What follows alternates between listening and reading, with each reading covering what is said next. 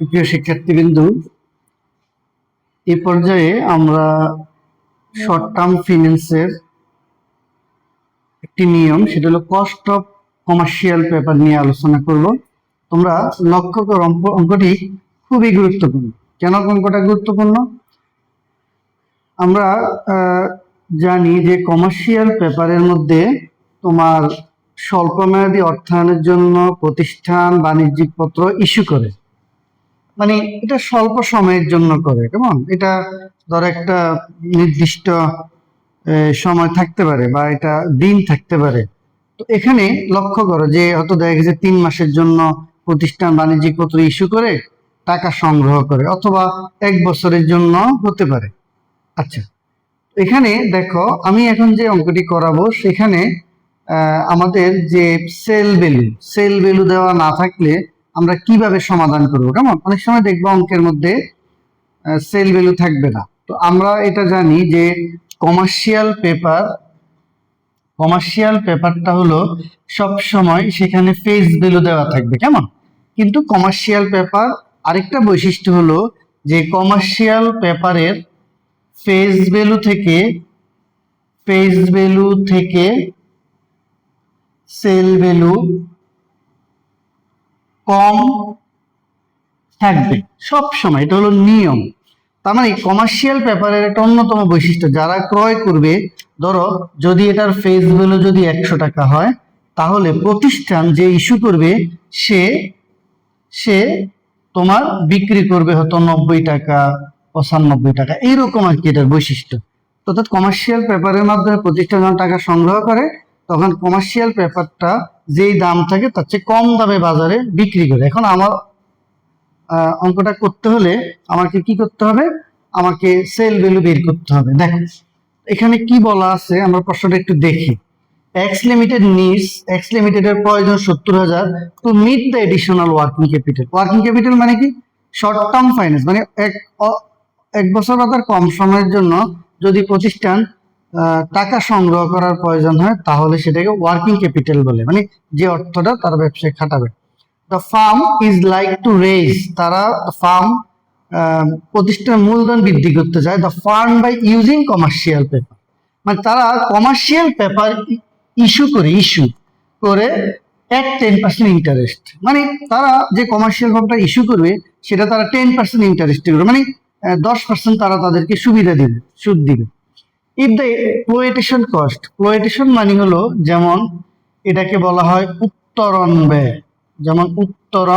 ব্যয়, যেটাকে আমরা অনেক সময় বিভিন্ন ধরনের আদার কস্ট বলে থাকি, বা ইস্যু কস্ট বলে থাকি, বা কমিশন বলে থাকি, বা দালালের কমিশন বলে থাকি। কেমন? এটা estimate cost of commercial paper. দেখো প্লোয়েটেশন কস্ট হলো 2%।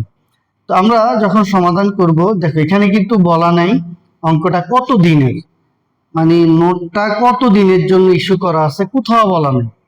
তো আমরা যখন কস্ট অফ কমার্শিয়াল পেপার করব, তাহলে দেখো ফেস ভ্যালু মাইনাস এনএসবি 360, এই 360 হলো ফিন্যান্সে গড়ে 360, আর এ হলো ডিএম, ডে অফ ম্যাচুরিটি। কেমন? গুণন 100। ঠিক আছে, লক্ষ্য করো এই যে অঙ্কটা আমরা এখানে করব, দেখ আমাকে সবার আগে এই তথ্যগুলো এখানে ইনক্লুড করতে হবে, দেখাতে হবে। তাহলে আমাদের এখানে ফেস ভ্যালু, বা যেটাকে আমরা বলি লিখিত মূল্য, কেমন? লিখিত মূল্য, যেটা মানে নোটের গায়ের রেট, যেটাকে আমরা বলি, ফেস ভ্যালু হলো 70,000 টাকা। অর্থাৎ নোটটার মানে কমার্শিয়াল পেপারটার গায়ের রেট মানে ফেস ভ্যালু হলো 70,000। ওকে, এবার আমরা দেখবো এটা সেল ভ্যালু কত আছে। সেল ভ্যালু কেমন? এখন সেল ভ্যালু আমার এখানে দেওয়া নেই, কিন্তু একটা কথা বলছে 10% ইন্টারেস্ট। মনে রাখবা, যদি কখনো প্রশ্নে সেল ভ্যালু দেওয়া না থাকে, তাহলে আমরা কি করব? আমরা এইভাবে বের করব। দেখো তাহলে এইভাবে করব, দেখো ফেস ভ্যালু মাইনাস ইন্টারেস্ট অথবা ডিসকাউন্ট, প্রশ্নে যেটাই থাকে সেটাই আমরা এখানে দেখো খেয়াল করো, যদি প্রশ্নে কমার্শিয়াল পেপারের কোনো প্রশ্নে যদি কখনো সেল ভ্যালু দেওয়া না থাকে তাহলে আমরা এভাবে বের করবো। এই যে এটা এইভাবে দেওয়া থাকবে 10%, মানে কমার্শিয়াল পেপারটা 10% তোমার ছাড় দিবে। কাকে দিবে? মনে করো যে যে কমার্শিয়াল পেপারটা কিনবে। তোমাদের আমি এভাবে একটু দেখাই, দেখো তোমরা, এই যে দেখো এখানে আছে এটা শূন্য, কেমন শূন্য, বা এটাকে 1 দিব আর এটাকে মনে করো 360 দিলাম, যেহেতু আমার এখানে কোনো ইয়ে নেই 360 এবার আমার কমার্শিয়াল পেপারের পেজ ভ্যালু আছে মনে করো 70,000। ওকে, 70,000।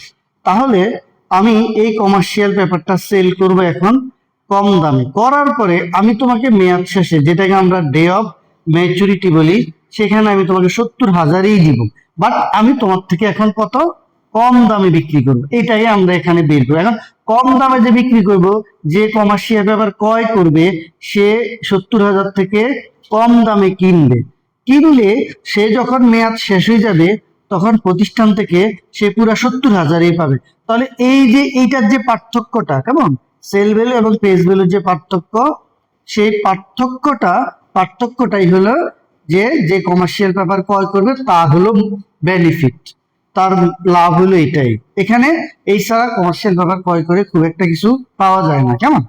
তাহলে আমরা জিনিসটা এখানে দেখবো কিভাবে আমরা এটা সমাধান করবো। দেখো, তাহলে আমাদের এখানে দেখো ফেস ভ্যালু দেওয়া আছে 70,000, কেমন, এই হলো 70,000 মাইনাস ইন্টারেস্ট কত 10%। তাহলে আমি এভাবে দিব 70,000 গুণন 10%, এই তো।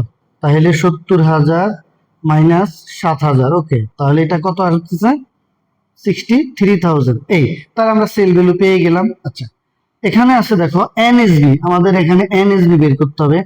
এনএসবি হলো সেল ভ্যালু মাইনাস আদার কস্ট, সেল ভ্যালু মাইনাস আদার কস্ট, কেমন।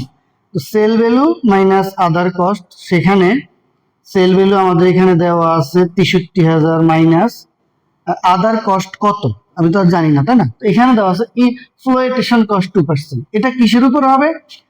এটা হবে সবসময় ফেস ভ্যালুর উপরে।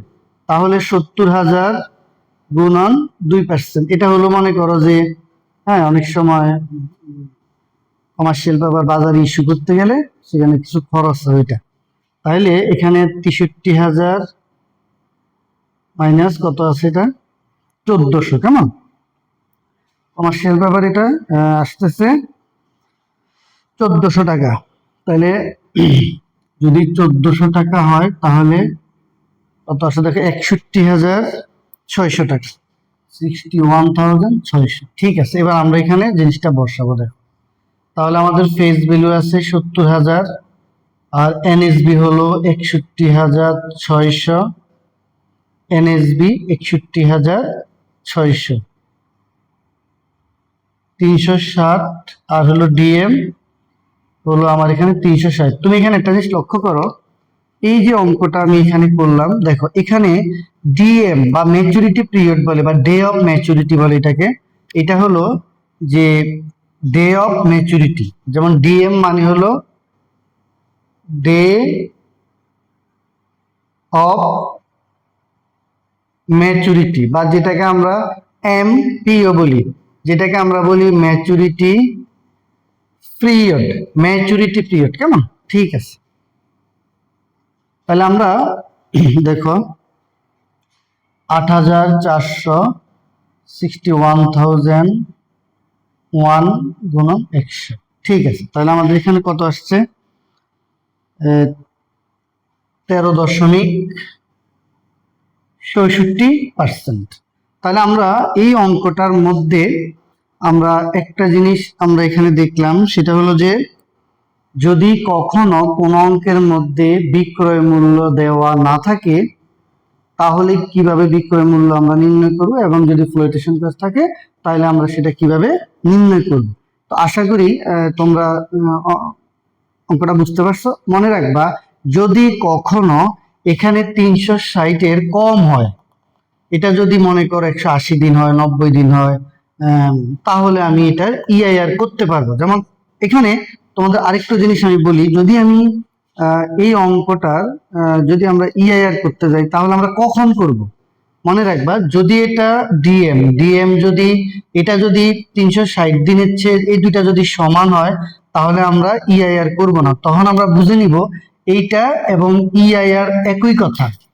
যদি ডে অফ মানে আমরা এই যে এটা সিম্পল ইন্টারেস্ট, কেমন, এটা হলো কম্পাউন্ডেড, তাহলে আমি দুইটা কেন এখানে লিখলাম, এর একটা কারণ হলো যদি প্রশ্নে 360 দেওয়া থাকে তাহলে 360 দেওয়া থাকে তাহলে বুঝে নিব এটা 1 বছরের। এবং ইআইআর এর কনসেপ্টটা দেখো, তাহলে ইআইআর জিনিসটা কি? ইআইআর হলো, খেয়াল করো, ইআইআর হলো যদি এ হলো 1 থেকে 360, হ্যাঁ, যদি বছরে একাধিকবার সুদ গণনা হয় তাহলে আমরা এখানে দিতে পারি সুদ গণনা বছরে একাধিকবার হয় তাহলে তাকে ইআইআর বলে। ওকে, আচ্ছা, এখন প্রশ্ন হলো তাহলে এইটা কি করলাম আমরা, তাহলে কেসিপিটা কি? কেসিপি হলো এ হলো 1, এ হলো 360, এই পুরো সময়ে একবার সুদ গণনা হবে, একবার, এটাকে বলে কেসিপি। তুমি দেখো এখানে আছে 360, তার মানে সুদ গণনা কখন হবে? একবারই হবে, কেমন, সুদ গণনাটা আমরা একবার করব, ঠিক আছে? তাহলে একবার করলে একবার সুদ গণনা আমরা একবার করব, যদি আমরা একবার সুদ গণনা করি তাহলে এটা আমাদের কি, অ্যানুয়াল ইন্টারেস্ট, যেটাকে আমরা ইআইআর বলি, কেমন? অর্থাৎ ইআইআরটা তাহলে কখন হবে? ইআইআর হবে যদি এটা বছরে একাধিকবার হয়, 90 দিন, 80 দিন। এখন তাহলে বলো যদি এটা 360 হয় তাহলে ইআইআর এর সাথে পার্থক্য কি?